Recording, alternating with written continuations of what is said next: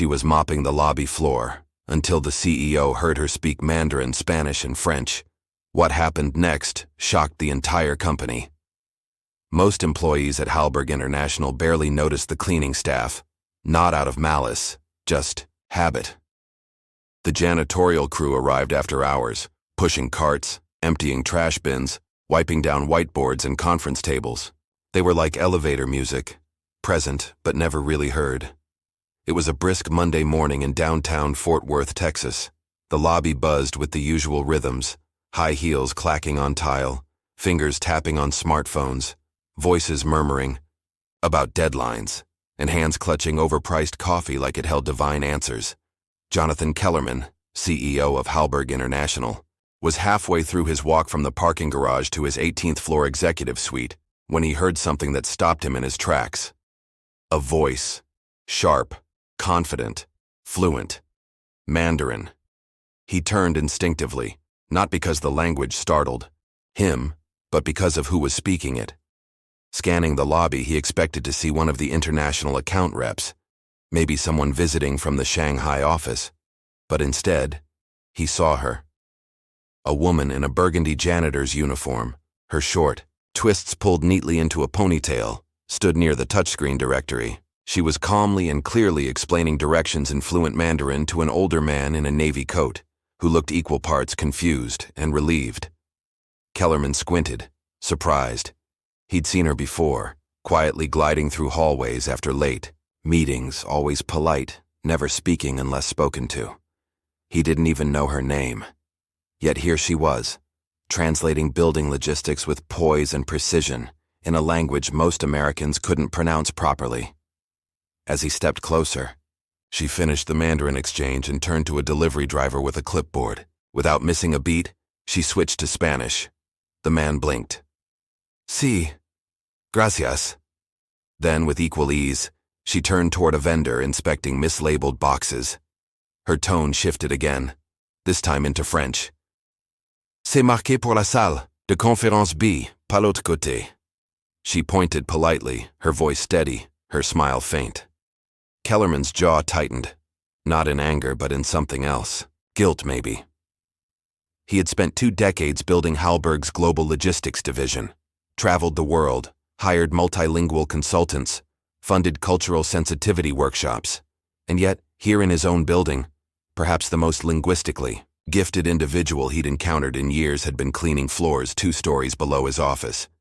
He stepped forward, more curious than commanding. Excuse me? She turned, startled, but composed. Yes, sir. That was Mandarin, right? Yes, sir. You speak it fluently? Yes, and Spanish, French. She paused, then added quietly. Also Portuguese, German, Arabic, Italian, Swahili. And I can read Latin, but I don't really count that. He blinked. You're telling me you speak 9 languages? Yes, sir. Her tone was neutral, not boastful, just a matter of fact, delivered as evenly as a beam across a level. Kellerman stared, trying to process the idea that a woman he'd only known as a silent figure in coveralls might be more globally equipped than half his executive staff. What's your name? Denise Atwater. Miss Atwater, are you free for a few minutes? Her brow lifted slightly. Now? Yes. I'd like to speak with you in my office. He noticed the hesitation in her posture. Not fear, just the cautious reflex of someone unaccustomed to being seen. She nodded slowly. All right. He pressed the elevator button and held the door open for her. As they stepped inside, silence wrapped around them like fog. I've worked here for 13 years, she said suddenly, her voice quiet as they ascended. He turned to her. Never thought I'd be invited up. He smiled gently.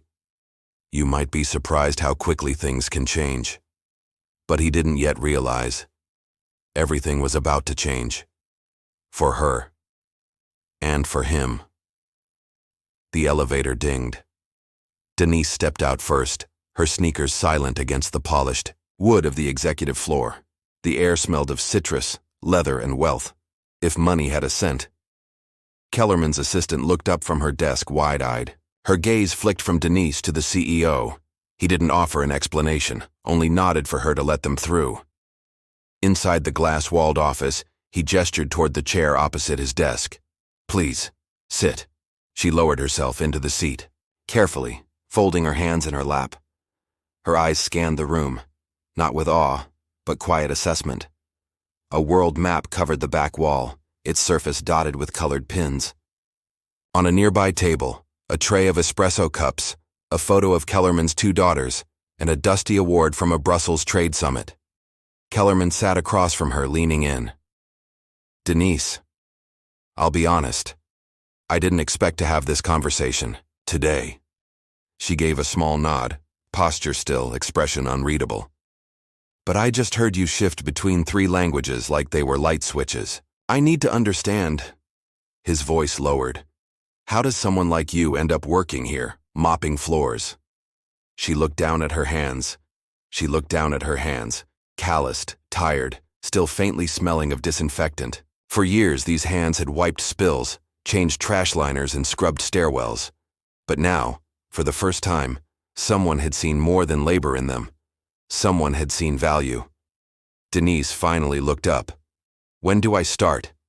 Kellerman's lips twitched into a small but genuine smile. "Monday. We'll onboard you properly. HR ID badge, benefits, the whole thing. Take the weekend. Breathe. Tell your daughter." Denise nodded slowly, still absorbing. Her mind moved faster than her words, tracing every consequence, every worry, every joy. But then something steadied her. "Okay," she said simply. As she turned to leave, her steps were slower, more thoughtful. The office door clicked softly behind her. Kellerman stood still for a long moment, the city skyline before him now seeming just a bit wider, a bit more full of promise. Monday morning, the elevator pinged at level 23. Denise stepped out, hair neatly tied back, blazer still a bit stiff from its packaging, but her eyes clear, focused, alive. A young woman from HR greeted her. "Ms. Atwater? Welcome. Right this way." They walked through polished glass corridors, past framed mission statements and glowing LED boards. But what struck Denise more was the way people looked at her now.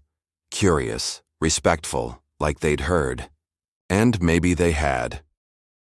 Her new office was modest but bright, with a small desk, a frosted window facing east, and a nameplate already mounted outside. Denise Atwater, International Cultural Liaison. She ran her hand over the surface of the desk, half expecting to wake up. Then she opened her email. 23 unread messages. The first was from Kellerman. "Morning, Denise. Let's meet at 10 a.m. I want your insight on something important. Bring your brain and your instinct." She smiled. 10 a.m. Executive conference room. Kellerman stood at the whiteboard, flanked by 3 senior directors. Charts, numbers, global trends. It all blurred together until he spotted Denise at the door. "Right on time," he said. "Come in. I want you to listen to this presentation and tell us what we're missing." For a moment, the room hesitated. A janitor turned liaison? In a room with VPs? But Denise didn't flinch. She sat, opened her notebook, and listened. She didn't speak for 15 minutes. Then one of the directors mentioned expanding services in Southeast Asia. "But we're still waiting on proper market analysis," he added. Denise looked up, calm, precise. "You're reading the wrong indicators," she said. "The youth demographic there doesn't care about brand history. They care about ethical sourcing, social proof, and regional representation in marketing. You won't break in unless you lead with that." The room fell quiet. One of the directors blinked. "And how do you know that?" "I read Vietnamese and Tagalog. I track community forums. People say what they really think there." Another director frowned. "And what about Latin America?" She leaned forward. "Your Spanish translations are Castilian. They sound like government pamphlets, not real people. You'll lose Brazil entirely if you don't treat Portuguese as its own track." Kellerman nodded, visibly impressed. "This is why I brought her in." The meeting ended 30 minutes later, and by then, 3 executives had asked for her availability that week. That evening, Denise stood outside the building, sunset soft on the mirrored glass behind her. Her phone buzzed. It was a text from her daughter. "Mom, saw the LinkedIn update. I'm so proud of you. Told my whole floor at the hospital. Everyone's cheering." Denise didn't cry. Not yet. But something warm settled into her chest. A new kind of tired. Not from bleach and elbow grease, from purpose. 1 week later, the company newsletter featured a bold headline. From custodian to cultural liaison, how one woman changed the way we see talent. It included an interview, a photo of Denise mid-laugh and a quote in large font. "People think I mopped floors, but really I was listening. To languages, to people, to the world. And now, I get to speak back." Epilogue. Months later, Denise sat on a panel at an industry summit, flanked by CEOs and scholars, talking about inclusion, overlooked talent, and the blind spots that plague corporate hiring. One moderator asked her, "If you could change one thing about how companies find talent, what would it be?" She looked into the audience and answered plainly, "Stop looking through fact, résumé. Start looking through walls. Talent's already here. We just don't knock on the right doors." In the back of the room, Kellerman watched silently, and for the first time in years, he felt like a CEO who was actually building something that mattered. Then she looked back at him. "You sure this isn't some kind of favor?" He shook his head. "This is overdue recognition." She bit her lip, eyes glistening, but blinked the tears away before they could fall. "All right then," she said, her voice firm. "Let's see what I can do." He extended his hand. She shook it. But it wasn't just a handshake. It was history being rewritten. What neither of them expected was how the rest of the building would react. By Wednesday, the news had traveled faster than the elevators. Denise Atwater, the janitor from night shift, had been promoted to an executive-level position. Nobody knew the full story, only whispers, that she spoke a bunch of languages, that the CEO himself had picked her, that maybe she had some secret government background. Maybe even undercover. The gossip bounced from cubicle to conference room. Some folks were curious. Some smiled and said, "Good for her." But not everyone was clapping. In the staff lounge, 2 marketing assistants leaned close over their salads. "I'm just saying," one whispered. "I have a master's in international business. I've been here 2 years waiting for a promotion. This lady was scrubbing urinals last week," her friend shrugged. "Maybe she knows something we don't." "Oh, please. It's Kellerman trying to look progressive. Check a box." That same energy trickled into boardrooms and Slack threads. Quiet resentment, confusion. People weren't used to upward moves coming from outside the usual ladder. Denise felt it the second she stepped into her new office on the 12th floor. It was modest, just a desk, a plant, and a computer she hadn't touched yet. But to her, it looked like another planet. When HR finished onboarding her, she asked if she could keep the night uniform. Not to wear, just to remind herself. That afternoon, she met with Victor, head of international operations. He walked in, with a clipboard and tight eyes. Didn't shake her hand, didn't sit. "So you're the new liaison," he said, like it was a joke wrapped in politeness. Denise looked up. "That's what I'm told. You have experience in corporate environments?" She smiled, only from the outside looking in. He didn't laugh. "I've got reports from Italy, contracts from Dubai, and a vendor issue in Sao Paulo. Think you can manage that?" She stood. "I'll need a few hours to review. But yes."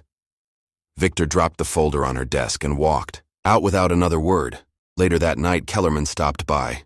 "How's day 1?" she exhaled, leaning back in her chair. "I've had worse." He smiled. "Victor give you a hard time?" "He doesn't scare me. I figured." He paused, then added, "Can I ask you something?" "Anything." "Why now?" "Why me?" "You could have just given me a bonus and kept moving." He leaned against the doorframe. Because I saw myself in you. She raised an eyebrow. You were a janitor? No. But I was overlooked. A lot. I came from nothing. My dad fixed cars in a town no one visits. I worked 3 jobs through college. People thought I didn't belong in rooms like this. Denise nodded slowly. Now you're the one deciding who gets in. He nodded back. Exactly. There was a beat of silence before Denise looked down at the file on her desk. I'll be honest. I'm nervous. Good. Means you care. She looked up again. There are going to be people who hate this. They'll get over it or they won't. Either way, we're moving forward. Kellerman stood straight. You have a story, Denise. A real one. And now you've got a platform. Then he turned and left. As the door clicked shut behind him, Denise looked around her office. She remembered the years she'd cried in bathroom stalls during lunch breaks, the nights she came home with aching feet and barely enough energy to heat up soup, the birthdays she missed, the promotions she watched go to people who never even said good morning. She opened her desk drawer and placed her old janitor badge inside. Not to forget. To remember exactly what it took to get here. But this story wasn't just hers anymore, and the spotlight was about to grow much brighter. By the end of the week, Denise's nameplate was mounted outside her office. Black letters on brushed steel, Denise Atwater Cultural Liaison. International Affairs. It looked official. Clean. Permanent word had gotten out, formally this time. The company-wide email hit inboxes Friday morning, sent by Kellerman himself. It was short, clear, and carried weight. He explained her role, her background, and, most importantly, her value. He didn't frame it as charity or a feel-good gesture. He made it clear she was the best person for the job. Period. That didn't stop the noise. Some managers grumbled under their breath. Others softened once they saw her in action. She navigated foreign client calls better than the software, corrected mistranslations in old contracts, mistakes that had cost them real money for years. And she never showed off. She just worked. Quietly, smoothly, better than anyone had expected. On Monday, Denise was asked to join a high-level meeting with a delegation from Morocco. The company's North African expansion had been stalled for months. Miscommunication, mistrust. She walked into the room in a soft beige blazer, sat at the table, and introduced herself, in fluent Moroccan Arabic. The room changed. You could feel it. The shift. People leaned in. They listened, because when someone speaks your language, you don't just hear words, you hear respect. After the meeting, one of the Moroccan partners approached her privately. He touched his chest gently, a traditional sign of gratitude. No one's ever done that for us, he said. Not in our language, not like that. Denise nodded. You matter, that's all. By midweek, Kellerman made another move. He renamed the company's main training room, the one where all new hires gathered for orientation, where mid-level leaders held workshops. The plaque outside the door was taken down. In its place, the Atwater room. No big announcement, no party, just a quiet recognition that someone had changed the game. Sign and a shift that meant more than flowers or cake ever could.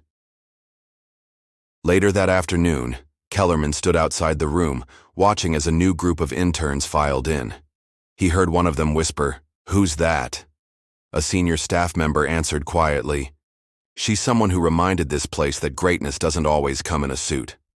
That same day, Denise found a sealed envelope on her desk. No return address, just her name, handwritten in block letters. Inside was a simple note. It read, "I used to think I'd be invisible forever, but today, I stood a little taller because of you. Thank you." No signature, just proof. Proof that people were watching, people who needed to see what was possible.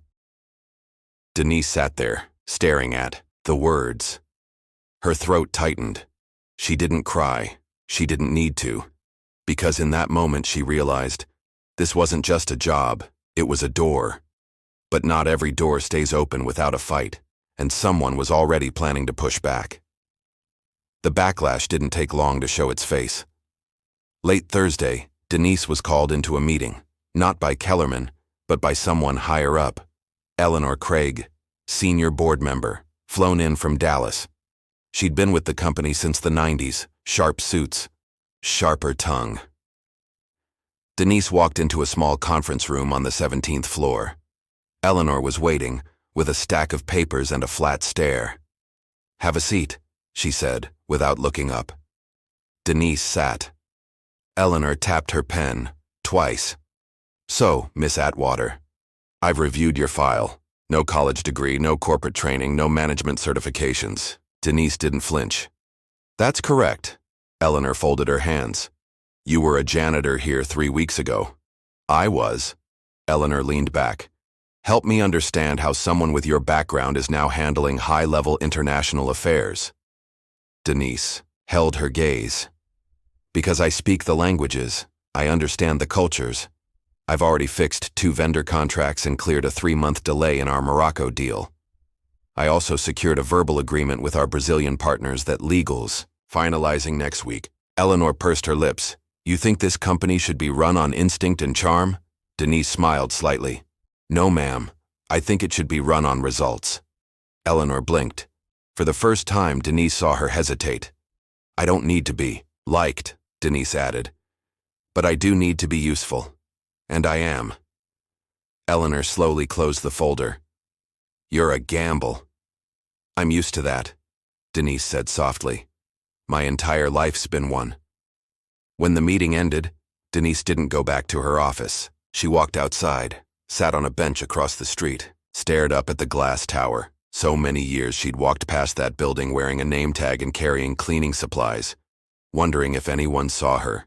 Now, they all did, and some didn't like it. She pulled out her phone, called her daughter. "Hey, Ma," her daughter answered. "Everything okay?" Denise hesitated, then nodded to herself. "Yeah, just needed to hear your voice." "You sure?" "I'm sure." They talked for a few minutes. Groceries, her daughter's dog, a movie she wanted to watch, but just hearing her laugh steadied Denise. After they hung up, she sat in silence. Then she stood, walked back across the street, rode the elevator up to her floor.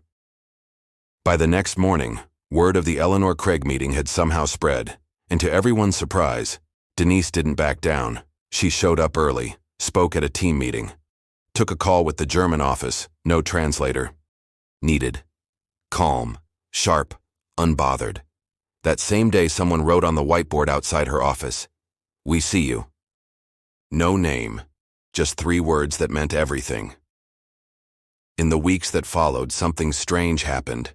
People started coming to her, not just for translation, but for guidance, confidence, advice. She became the person people went to before they pitched an idea. She'd sit with interns, give them tips before big presentations, and she never talked down to anyone. One of the interns, a shy Vietnamese kid named Bao, once asked her, "How did you learn all those languages?" She smiled. "1 word at a time, same way you will." Denise wasn't just doing her job, she was changing the culture. One afternoon, Kellerman joined her in the break room for coffee. "Been hearing good things," he said. She sipped from her cup. "Been trying to ignore the bad ones." "You're making waves," she looked at him. "That a good thing?" He smiled. "Around here, it means you're doing something right." They stood in silence, for a moment. "You know," he added, "I've been thinking about starting a training program for internal talent, especially folks working non-desk roles. There's probably more Denises in this building." She nodded. "There are. They just haven't been seen yet." He looked at her. "Want to help me build it?" She smiled. "Already started. In my head." By month's end, the pilot program launched. A new initiative, Voice Inside, designed to give workers across departments access to language training, leadership mentoring, cross-division visibility. It was Denise's idea, and it caught fire. Eventually, she was invited to speak at a logistics leadership summit in Cincinnati. She didn't tell her story as a motivational tale. She told it as a reality check. I was never just a janitor, she said. I was fluent. I was capable. I was ready. But nobody ever looked long enough to see it. So the next time you pass someone without a title, ask yourself, what are you really missing? The room fell silent, and then it stood, full applause. On her way out, a young man approached her, tears in his eyes. My mom's a housekeeper, he said. She speaks 5 languages. I used to be embarrassed to say that. Denise touched his arm. Don't ever be ashamed of where you come from. The only thing to be ashamed of is staying blind to brilliance. She walked out of that building taller than she ever had in her life, not because of the applause, not because of the promotion, but because she hadn't changed who she was to fit the role. She brought every layer of her story with her, and that made all the difference. Never assume you know someone's worth based on what they wear, where they work, or what their resume says. Talent has no dress code. Intelligence doesn't need permission, and brilliance can walk right past you, wearing a name tag, holding a mop. If you've ever been overlooked, underestimated, or ignored, keep going. The right person will see you, and when they do, don't be afraid to take that seat at the table. Better yet, bring a few more chairs with you.